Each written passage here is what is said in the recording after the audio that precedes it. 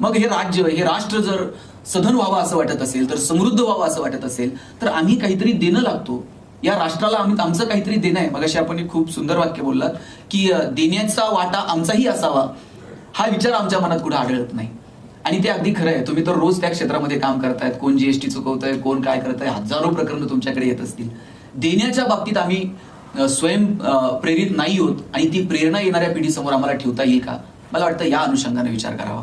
म्हणजे आपण देण्याच्या बाबतीत किती मागे आहोत याचं एक साधं उदाहरण सांगतो.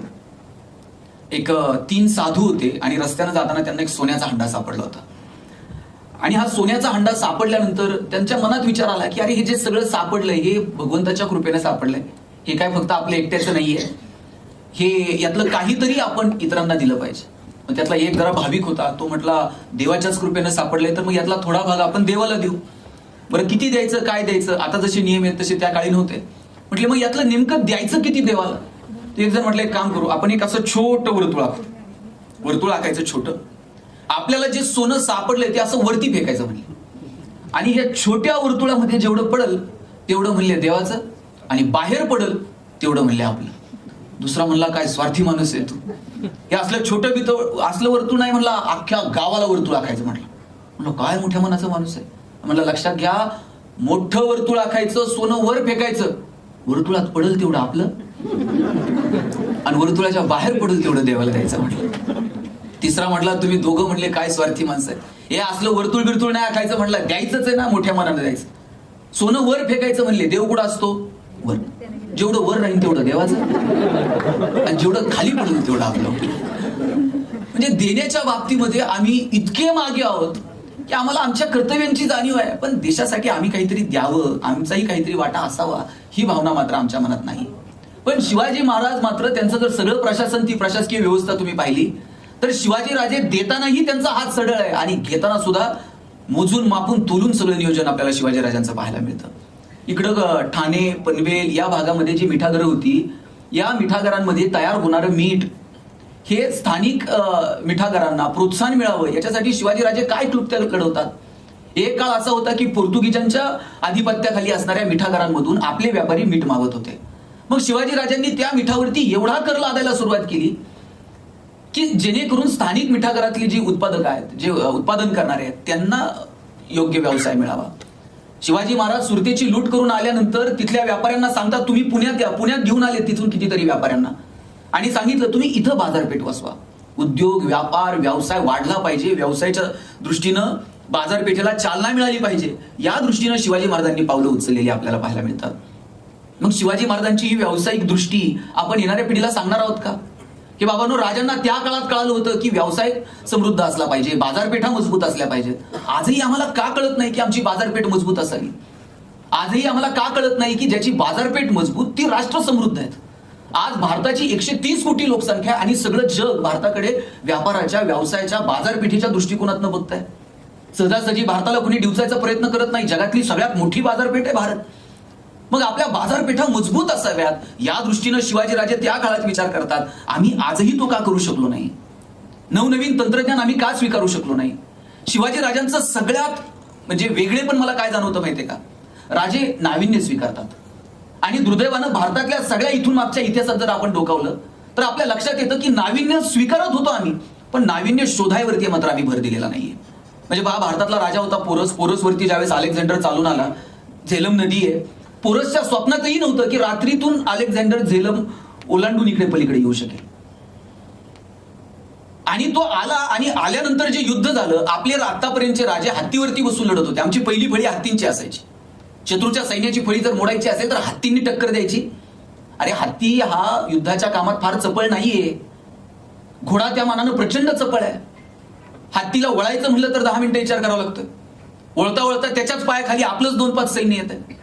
बरं, हत्तीवरती बसलेला माणूस पटकन टप्प्यात येतो, लगेच त्याला वेधता येऊ शकतं. पण आम्ही नाविन्य स्वीकारू शकलो नाही. अलेक्झांडर लढायला येतानाच घोड्यांवर बसून आला, प्रचंड चपळाईनं आमच्यावरती आक्रमण केलं, पोरसला हरावं लागलं. मग आमच्या राजा महाराजांना कळालं इथून पुढे जर जिंकायचं असेल ना तर फक्त हत्ती नाहीत, आमच्याकडे घोडे असायला हवेत. आम्ही घोड्यांवर बसून लढायला लागलो, हातात तलवारी घेऊन लढायला लागलो, तलवारींना धारी लावत बसलो. आमच्यावर मोघल चालून आले, येतानाच बंदुका घेऊन आले. मग आम्हाला कळलं की आता बंदुका स्वीकाराव्या लागतील. मग आम्ही बंदुका स्वीकारल्या, त्या चालवायला शिकलो. आमच्यावर ब्रिटिश चालून आले, येतानाच तोफा घेऊन आले. मग आम्हाला कळलं की आता आम्हाला तोफा पण स्वीकाराव्या लागतील.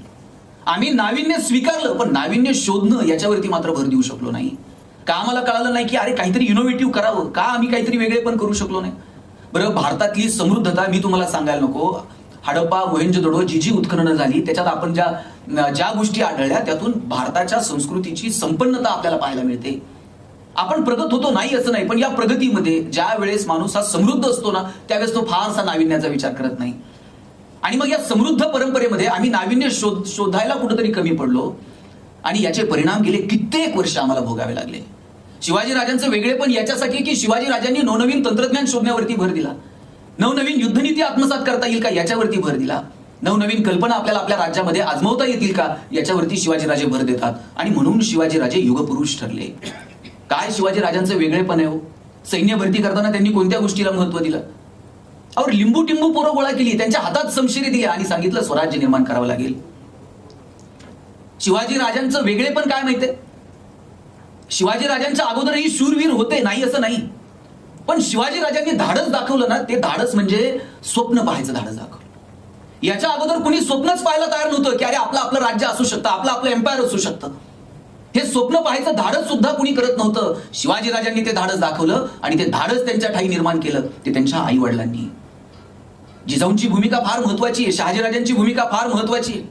शहाजीराजे तर स्वराज्य या संकल्पनेचे हे पहिली कल्पनाच शहाजीराजांच्या मनात येते की स्वराज्य असावं. स्वराज्याचा संकल्पच शहाजीराजे करतात.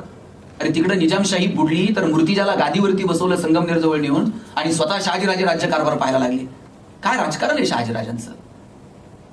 आणि शिवाजीराजांनी ज्या कुरापती सुरुवातीला सुरू केल्या त्याला लगेच कोणी हात लावायला तयार नाही. कारण का?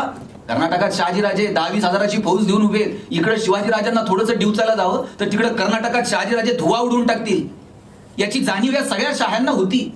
म्हणून शिवाजीराजांच्या सगळ्या राजकारणामध्ये शहाजीराजांची भूमिका फार महत्वाची राहिलेली आहे.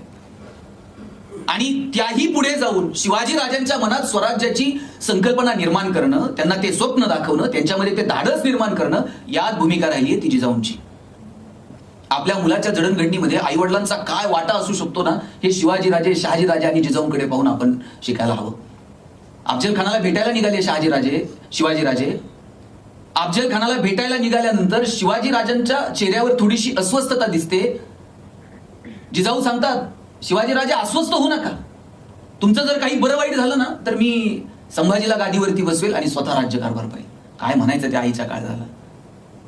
अरे आमचा संकल्प मोठा आहे, इथं स्वराज्य उभं राहिलं पाहिजे. आणि मगाशी आपण प्रास्ताविक करतानाही म्हटलं की हे राज्य आम्हाला आमचं वाटा. शिवाजीराजांच्या राज्याचं वैशिष्ट्यच असं आहे की शहाजीराजांना राजा म्हणून मिरवायचं नव्हतं, जिजाऊंना मी राजाची आई म्हणून मिरवायचं नव्हतं, किंवा शिवाजीराजांनाही स्वतः छत्रपती म्हणून फक्त मिरवायचं नव्हतं. रयतेचं, जनतेचं, सामान्य माणसाचं न्याय देणारं राज्य निर्माण करावं हा साधा प्रामाणिक हेतू होता. म्हणून शिवाजीराजांचं राज्य हे सगळ्या जगामध्ये त्याची नोंद घेतली गेली. हे आपल्याला येणाऱ्या पिढीला सांगावं लागेल की बाबा रे राज्य काय असतं, प्रशासन काय असतं, तिथली न्याय व्यवस्था काय असती. ह्या छोट्या छोट्या गोष्टी आपल्याला पोचवाव्या लागतील. मी तुम्हाला 2-3 उदाहरणं सांगेल की काय बाबा शिवाजीराजांची रिक्रुटमेंट प्रोसेस काय होती, शिवाजीराजांचं व्यवस्थापन काय होतं. साहेब, प्रतापगडाचं युद्ध आपण पाहतो आणि प्रतापगडाच्या युद्धामध्ये अफजल खानाचा कोथळा बाहेर काढला हे फक्त सांगितलं जातं. ते मोठं शौर्य होतं. अफजल खानाला मारणं इतकं सोपं नव्हतं. अफजल खानाच्या वधानंतर भारतात नव्हे भारताच्या बाहेरही शिवाजीराजांच्या पराक्रमाची चर्चा झाली.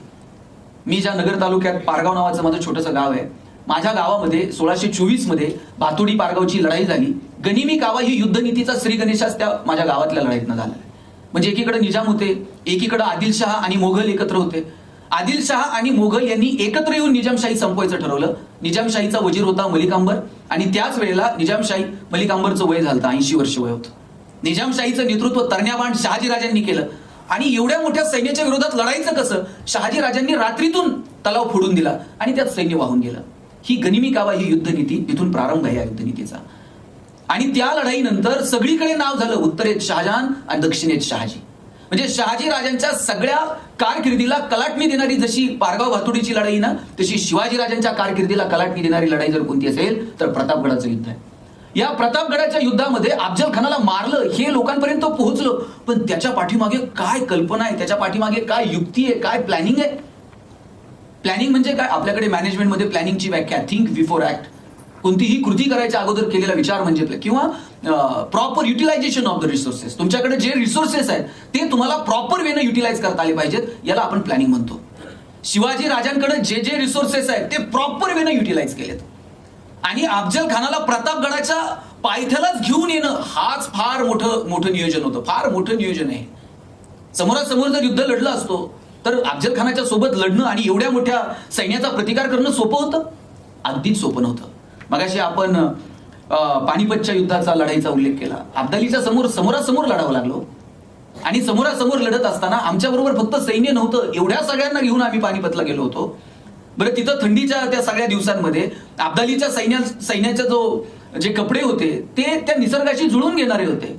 आमच्या सैनिकांना साधे ते कपडे मिळू शकले नाही, आमच्या घोड्यांना 2 दिवस पाणी मिळू शकलं नाही, खुराक मिळू शकला नाही. बरं, एवढं सगळं असून दुपारच्या टप्प्यात पानिपतचं युद्ध आम्ही जिंकू का काय अशा अवस्थेत होतो. तर सूर्याची तिरपी करणं अशी पडायला लागली. बखरींमध्ये उल्लेख आहे, भानामती व्हावी तसे सैन्य खाली पडायला लागलं. निसर्गाच्या सोबत निसर्गातल्या सगळ्या अवस्थेचा विचार करून पावलं टाकणं हे शिवाजीराजांच्या इतिहासातनं बघा. शिवाजीराजांनी सगळ्या नैसर्गिक संपत्तीचा इतका वापर केला, प्रतापगडाच्या पायथ्यालाच का बोलवावं? पहा, मोरे जे जावळीचे, त्या जावळीच्या मोऱ्यांना शिवाजीराजांनी पत्र लिहिलं होतं, जावळीमध्ये परकीयांना आश्रय देणं थांबवा, अन्यथा जावळी मारून कैद करू.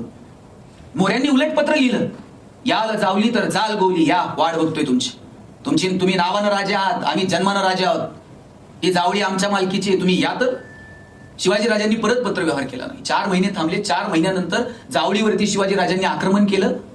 एक मोरे सोडला नाही, फक्त प्रतापराव मोरे तेवढा पळून गेला आणि तो आदिलशहाला जाऊन भेटला.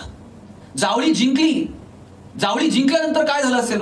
सगळ्या जावळीत फ्लेक्स लागले, राजे आपला हार्दिक अभिनंदन. खाली 2-4 लिंबू टिंबू, एकाच्या हातात तलवार, एकाच्या हातात ढाल.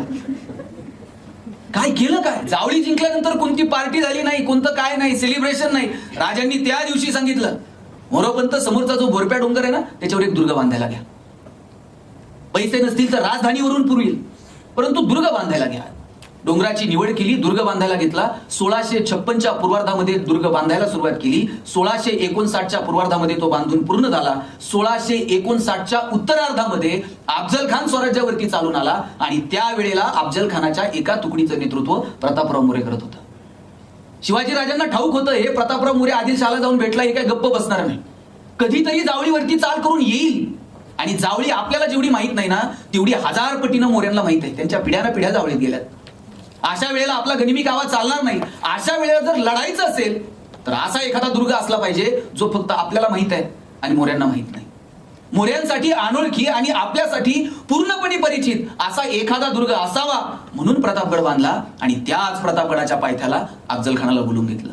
अरे काय ते बोलून घेताना सुद्धा आपण म्हणतो की अजिबात कुणाच्या समोर झुकायचं नाही, 2 शब्द मागे यायचं नाही, आरेला कार्य करायचं. अरे असं नसतं युद्ध. शिवाजीराजे पत्र लिहितात अफजल खानाला, आम्ही तुम्हाला घाबरलोय, तुम्ही किती ताकदवर आहात. टप्प्यात आणले अफजल खानाला. 2-2.5 हजार सैन्य घेऊन मधल्या टप्प्यात आल्यानंतर परत वकिलाकडनं निरोप दिलाय की राजे प्रचंड घाबरलेले आहेत. एवढं सैन्य घेऊन जर तुम्ही वरती आलात तर राजे तुम्हाला भेटूच शकत नाही, मोजके 5-10 जण घेऊन या. राजांना कळालं सय्यद बंडा सोबत आहे, परत निरोप धाडला, सय्यद बंडाला शामियानाच्या बाहेर उभं करा नाहीतर मी भेटत नाही. प्रत्येक गोष्टीच्या पाठीमागं विचार आहे हो. शिवाजी महाराजांचं राजकारण समजून घेणं, मला वाटतं हल्लीच्या आपण सगळ्यांनी, प्रशासनात काम करणाऱ्या प्रत्येकानं, राजकारणात काम करणाऱ्यांनी, कोणत्याही क्षेत्रात तुम्ही असा, शिवाजी महाराजांचा इतिहास आणि त्यांची प्रशासकीय भूमिका आपण समजून घेतली पाहिजे. प्रतापगड बांधण्यापाठीमागं एवढी मोठी दूरदृष्टी होती शिवाजीराजांची. शिवाजीराजे या सगळ्या अनुषंगाने विचार करतात आणि म्हणून राजे यशस्वी झाले. निसर्गासोबत शिवाजीराजे जुळून घेतात. निसर्गातल्या प्रत्येक गोष्टीवरती राजे, म्हणजे निसर्गाच्या संबंधानं केवढा मोठा विचार आहे शिवाजीराजांचा. बरं, फक्त युद्धासाठी निसर्ग वापरणं नव्हे, त्या निसर्गाला आपण काहीतरी देणं लागतो. गेली कित्येक वर्ष आपण फक्त निसर्गाला ओरबडतोय.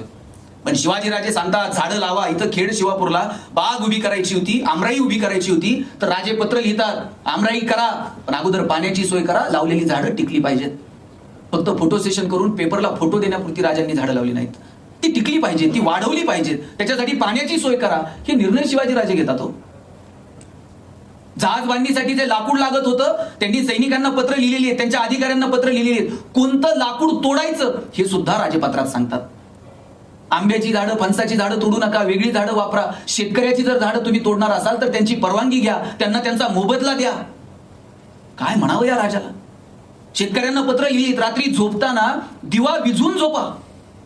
तेलाच्या वासानं एखादा उंदीर पळत येईल, ती त्या दातामध्ये वाद घेऊन पळत सुटेल. पाहता पाहता एखादी गवताची काडी पेट घेईल, पाहता पाहता अख्खी गंज पेट घेईल. निसर्गाच्या संदर्भानं, शेतकऱ्यांच्या संदर्भानं हा विचार आहे शिवाजीराजांचा. शेतकऱ्याच्या भाजीच्या देठाला जरी हात लावला तर मुसक्या बांधून दरबारात हजर करा, असा फरमान शिवाजीराजे काढतात. मला वाटतं शिवाजीराजांची ही धोरणं आम्ही समजून घ्यायला हवीत. काय शिवाजीराजांचं प्रशासन? म्हणजे तुम्हाला मी रिक्रुटमेंट प्रोसेस सांगतो की शिवाजीराजांनी अशी पेपरला जाहिरात दिली का अमुक अमुक जागा भरायच्या, अमुक अमुक संवर्गातल्या एवढ्या एवढ्या जागा भराय? कोणती जात, धर्म, पंथ या सगळ्याच्या पलीकडे जाऊन ज्याच्या जे जे चांगले ते शोधलं आणि ती जबाबदारी त्याला देऊ केली. शिवाजीराजे आणि त्यांचे सगळे सवंगडी, तुमचं जसं सर्व्हिस झाल्यानंतर तुमचं ट्रेनिंग असतं किंवा इन सर्व्हिस पण अनेक ट्रेनिंग प्रोग्रामला तुम्ही जाता, नवनवीन गोष्टी शिकण्याचा प्रयत्न करता. शिवाजीराजे आपल्या सैन्यासाठी ट्रेनिंग प्रोग्राम अरेंज करायचे, त्यांच्या मित्रांसाठी ट्रेनिंग प्रोग्राम अरेंज करायचे. आणि असा ट्रेनिंग प्रोग्राम त्यांचा जंगलामध्ये चालायचा. फक्त हे कुणाला कळू नये म्हणून जंगलाच्या बाहेर 2 पोरांना उभं करायचं आणि त्या पोरांना सांगायचं, कुणी अनोळखी माणूस जर येताना दिसला तर प्राण्याचा नाही तर पक्षाचा आवाज काढा. आणि मग प्राण्याचा, पक्षाचा आवाज आला का शस्त्र लपून ठेवायची आणि विट्टी दांडू खेळायला सुरुवात करायची.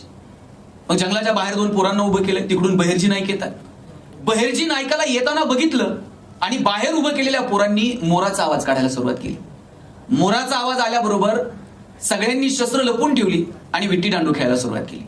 बहिर्जी नाईक आत आले, राजांना मुजरा केला आणि म्हटले, राज, स्वराज्यात काही काम मिळेल का? राजांनी विचारलं नाही कुणाची चिठ्ठी आहे का, कुणाची शिफारस आहे का. राजे म्हटले, तुमच्यात काय चांगलंय ते सांगा, ती जबाबदारी मी तुम्हाला दी. बहिर्जी नाईक म्हटले, राजा तुम्ही शोधा आमच्यात काय चांगलंय, ती जबाबदारी आम्हाला द्या. राजे म्हणले, 2 दिवसानं या, तुमच्यात काय चांगलंय ते शोधू आणि ती जबाबदारी देऊ. बहिर्जी नाईक जंगलातनं बाहेर जायला निघाले. 2-4 पावलं पुढे गेले. 4 पावलं पुढे गेल्यानंतर परत राजांकडे वळून पाहिलं. राजांना मुजरा केला. म्हटले, राज, जंगलाच्या बाहेर तुम्ही जी 2 पोरं उभी केल्या ती त्यासनी सांगा, या दिसात मोर वरडत नसतात म्हणून. आणि बहिर्जी नाईकाचं एवढं वाक्य राजांनी ऐकलं आणि बहिर्जी नाईकाला साहेब गुप्तहेर खात्याचा प्रमुख केला. स्वराज्यामध्ये बहिर्जी नाईकाची भूमिका खरं तर तुमच्या माझ्यासमोर येत नाही. आग्र्यातून सुटका असो नाहीतर सुरतेची लूट असो, कोणताही प्रसंग बहिर्जी नाईकांची भूमिका फार महत्वाची राहिलेली आहे. मला काय म्हणायचं की कोणामध्ये काय चांगलंय, म्हणजे आज तुम्ही प्रशासनात सुद्धा अधिकारी म्हणून काम करताना आपल्या कोणत्या कलिगमध्ये काय चांगलंय त्याला ती जबाबदारी देता येईल का? तुम्ही इंडस्ट्रीमध्ये काम करतायत की तुमच्या कोणत्या सबऑर्डिनेटमध्ये काय काम आहेत, त्याच्यात काय क्वालिटीज आहेत. आपण मॅनेजमेंटमध्ये सॉर्ट अनालिसिस म्हणतो, S for strength, W for weakness, O for opportunity. कुणामध्ये काय स्ट्रेंथ आहेत, विकनेस आहेत त्या ओळखाव्या, त्याला ती जबाबदारी द्यावी. शिवाजीराजांनी हे केलं. ओळखलं की आमच्या कोणत्या मावळ्यात काय चांगलंय आणि ती जबाबदारी दिली. राजांना मुळात स्वतः राजा म्हणून मिरवायचं नव्हतं. अरे हे राज्य आपलंय, त्याच्यासाठी आपण संकल्प केलाय, त्याच्यासाठी आपण शपथ घेतली. अरे लहान सहान पोरांनी शपथ घेतली हो स्वराज्य निर्माण करू. आणि काय शिवाजीराजांना माहित नव्हतं पकडल्या गेल्यानंतर थेट मृत्यूच आहे.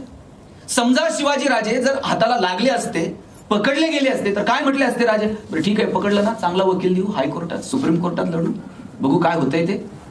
अरे पकडल्यावरती थेट मृत्यूच आहे, पण तरी सुद्धा केवढं धाडस की नाही, लढू भिडू, करू आपण आपलं राज्य निर्माण. आणि या सगळ्या सवंगड्यांनी जी शपथ घेतली ना, ती शपथ त्या लोकांनी पाळली. त्या संकल्पाच्या प्रती ही लोक जागृत राहिली आणि म्हणून स्वराज्य निर्माण होऊ शकलं. आपणही शपथ घेतो पण किती पाळतो? शपथ शाळेत तर आपण रोज प्रतिज्ञा घ्यायचो, भारत माझा देश आहे, सारे भारतीय माझे बांधव, रोज प्रतिज्ञा होती की नाही शाळेत? प्रतिज्ञा काय रोज घ्यायची गोष्ट आहे का? एकदाच घ्यायची असते ना, आयुष्यभर पाळायची असते, पण शाळेत रोज प्रतिज्ञा. ते गुरुजीला माहित असते हे रात्रीतनं विसरतंय, उद्या परत देऊ म्हणते. बरं त्या प्रतिज्ञेकडे कुणाचंच लक्ष नसत्या. हे त्याच्या खांद्यावर हात ठेवतोय, ते त्याच्या खांद्यावर हात ठेवतोय, कधी प्रतिज्ञा संपल याच्याकडेच लक्ष. हल्ली तर शब्दांकडे अजिबात गांभीर्यानं पाहिलं जात नाही, कधी घेतल्या जातात, सकाळ, दुपार, संध्याकाळ, पहाटे. त्या घेताना म्हणजे आपण जी शपथ घेतोय, जी प्रतिज्ञा करतोय, जो संकल्प करतोय, त्याच्या प्रती आम्ही निष्ठावान आहोत का? आपण सुद्धा अनेक संकल्प केले असतील आयुष्यात, पण किती दर 31 डिसेंबरला रात्री झोपताना संकल्प करतो, नाही ह्या वर्षी हे करायचंच म्हणते.